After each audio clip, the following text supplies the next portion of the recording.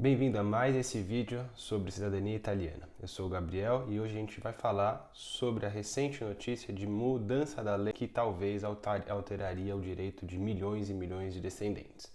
Se você viu essa notícia, esse vídeo é para você e eu vou procurar tranquilizá-lo, tentando situar da situação atual, explicando quem poderia ser afetado, o que está acontecendo e o que esperar para o futuro.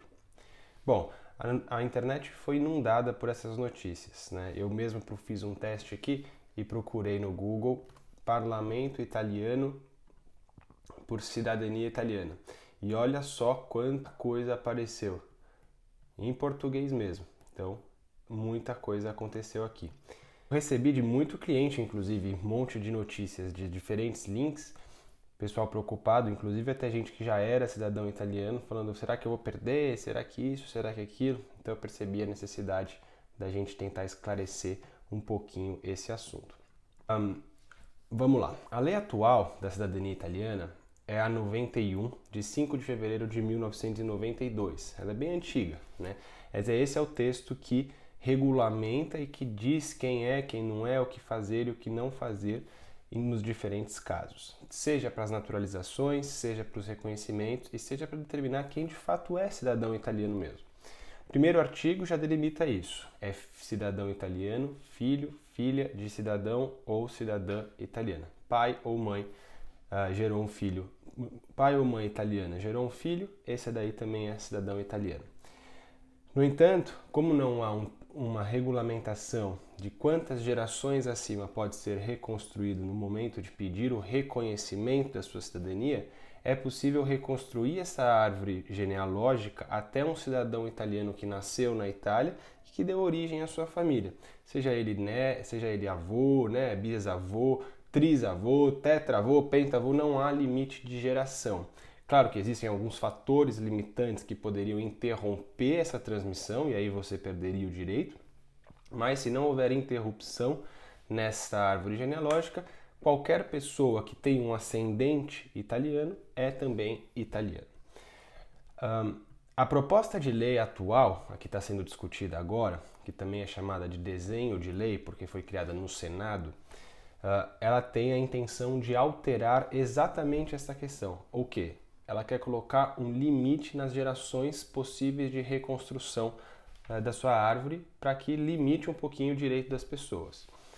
A proposta tem então o desejo de colocar o limite até a terceira geração, ou seja, até o seu bisavô italiano. Se você tiver um bisavô italiano, você ainda teria direito ao reconhecimento da sua cidadania italiana.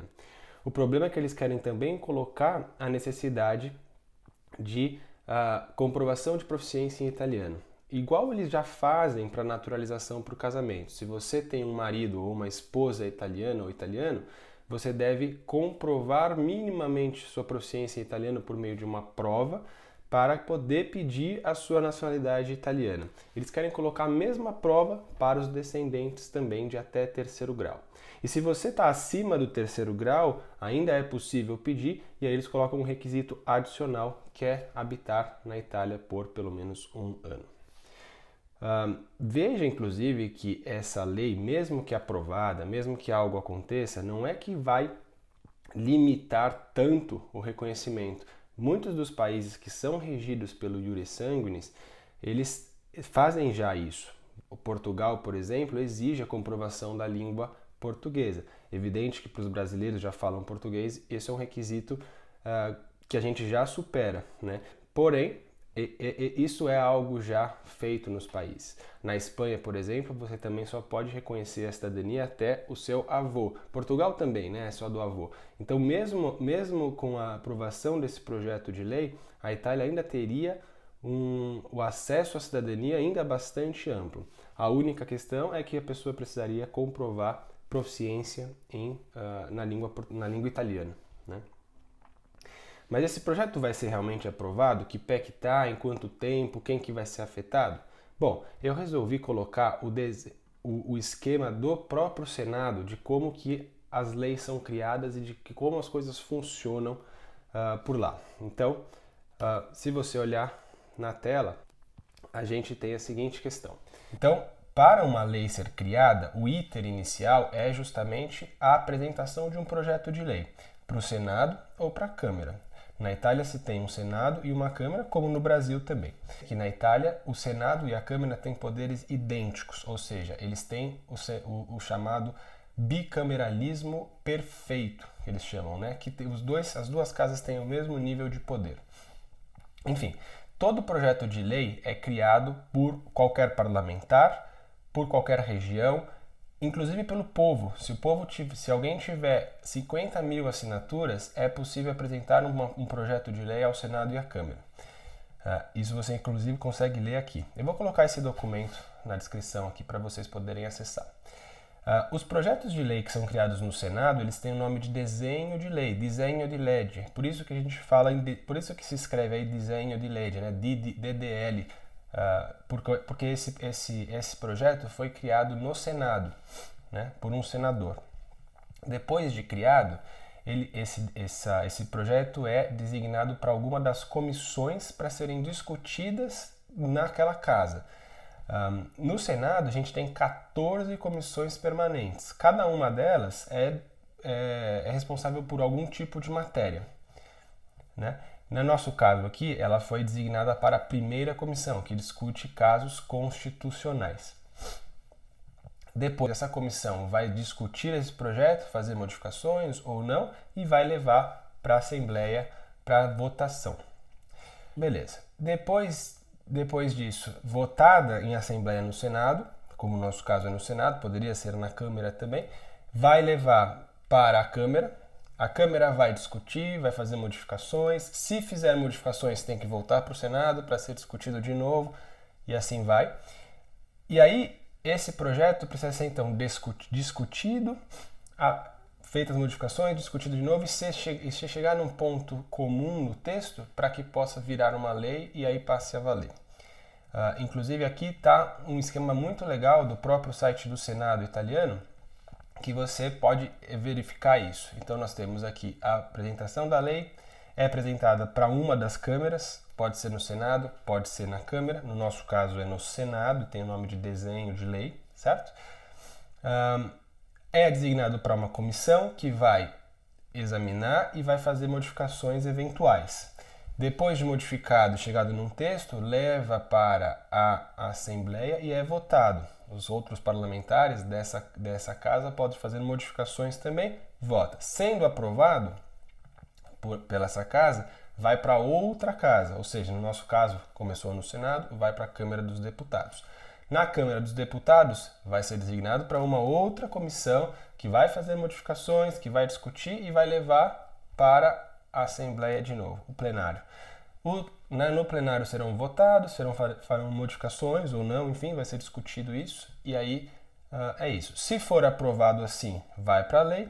Se for modificado, volta tudo de novo para o Senado, e aí isso fica interminavelmente às vezes. Por isso que esse sistema é muito criticado na Itália. Muita gente critica e fala que deveria acabar. Inclusive a Itália é o único país europeu que tem esse chamado bicameralismo perfeito, né? Onde as duas casas têm o mesmo tipo de poder. Beleza, então é isso. O que está acontecendo no momento? Nada. Na verdade, o projeto de lei foi designado para a comissão. Nem começou a ser discutido ainda. Isso foi feito no dia 30 de janeiro, caiu para a primeira comissão e nem começou a ser discutido ainda, né? Essa notícia já bastou para os sites de notícia, né, enfim, criarem suas notícias com até um pouco de atraso, porque isso foi do 30 de janeiro. Esse tipo de notícia gera muito engajamento, né? Eu trabalho com cidadania há 10 anos. Todo ano tem umas 2, 3 notícias dessas que vai abalar o mundo da cidadania e o povo sai desesperado.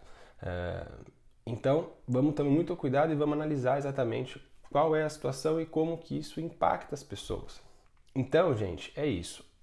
Temos no momento um desenho de lei designado a uma comissão, que ainda vai precisar ser discutido, que ainda vai precisar ser alterado, que ainda vai ser votado, que ainda vai levar para outra casa, que ainda pode fazer modificações e voltar tudo de novo e fazer essas coisas.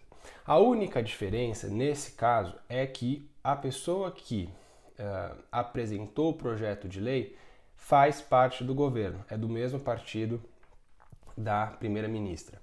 Ou seja, isso teoricamente pode representar força maior. Tem gente que defende essa tese.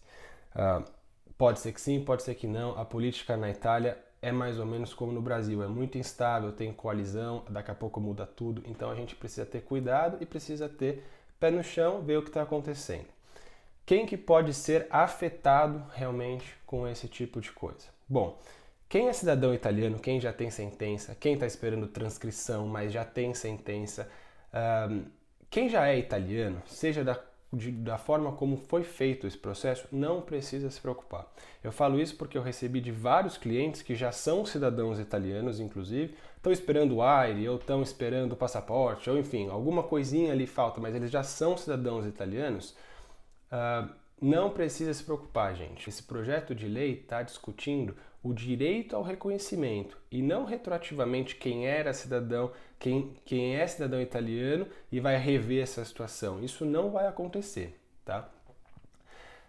Se você já está no processo judicial ou até se o consulado já te chamou e tudo mais, sinceramente eu não creio que o seu processo vai terminar depois de alguma aprovação. Eu acho que essa história vai longe ainda. Se for para frente, se alguma coisa for alterada, ainda vai levar alguns bons anos. Isso é a minha opinião. Eu acho que ainda tem muita areia para rolar. Então não acho que se você estiver em processo no momento, você corra algum risco, porque o seu processo vai terminar antes de alguma alteração. E mesmo que haja alguma alteração no meio do seu processo, eu sinceramente creio que as instituições, que o juiz, que o consulado vão levar em consideração a data do início do processo e não a data atual. Mas isso é uma opinião minha, não há consenso ainda entre as pessoas que eu conversei para a gente falar sobre isso, tá? Se você não começou o seu processo e tem intenção no futuro, bom, esse seria o caso mais arriscado, né? Porque pode ser que no momento que você for iniciar, a situação já seja outra. A gente não sabe se a lei vai ser alterada, vai valer para as pessoas nascidas após a promulgação da lei ou anterior. Muitas mudanças, a maior parte das mudanças de lei de cidadania passaram a valer para as pessoas nascidas depois, né? Então, pode ser até que aconteça isso. A gente não sabe. Então, se você pretende fazer o processo no futuro, a minha recomendação no momento seria aprenda italiano. Aprenda italiano porque se você for pego aí por essa mudança, você terá todos os requisitos para poder falar. E vai ter italiano aí para poder fazer parte da cultura. É até legal de você fazer isso. Então, gente, é isso. Vamos ter calma. Vamos ver o que vai acontecer. Eu vou tentar atualizar vocês de todas essas situações à medida que as coisas forem se atualizando, mas no momento não há com o que se preocupar. Cuidado com as notícias que são bombásticas, né? Normalmente eles querem causar mesmo essa comoção, mas no momento não há nada acontecendo. Está uma pequena comissão no Senado. Eu inclusive conversei, o Stefano, que é o nosso advogado principal na Itália, ele tem muito relacionamento com senadores, com deputados, e a expectativa é que vai ser votado, não é algo importante, não é algo que esteja sendo discutido com muita relevância, assim, né? Então, vamos ter calma, vamos aguardar e vamos, se precisar se adaptar a alguma modificação de lei, vamos nos adaptar. Tá bom? Contem com a gente, vamos em frente.